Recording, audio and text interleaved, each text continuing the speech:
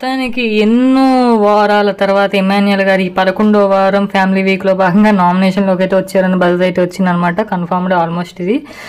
ఇమాన్యుయల్ గారు నామినేషన్ ఉన్నారు. Nomination process ఇంకా అవ్వలేదు. అయితే మనకి ఫుల్ క్లారిటీ వచ్చింది ఎవరు ఇమాన్యుయల్ గారు నామినేట్ చేశారు అనేది. బట్ యాజ్ ఆఫ్ నో వచ్చేసరికి ఇమాన్యుయల్ గారు బర్నీ గారిని రీతు గారిని వీళ్ళిద్దరు నామినేట్ చేశారంట. ఈ నామినేషన్ ప్రాసెస్ పెట్టారు కదా, పోర్ట్స్ బ్రేక్ చేసేది. సో ఆ టాస్క్లో భాగంగా సో మొత్తానికి ఇమాన్యుయల్ గారు అయితే నామినేషన్లోకి వచ్చారు. ఆయన ఒక హిస్టరీ క్రియేట్ చేశారని నాగార్జున గారు కూడా చెప్పారు. ఎందుకంటే ఇన్ని సీజన్స్లో కూడా ఫస్ట్లో ఒక 2 వారాలు ఎన్నో తెలియదు, ఫస్ట్లో నామినేషన్ ఉన్నారు ఇమాన్యుయల్ గారు.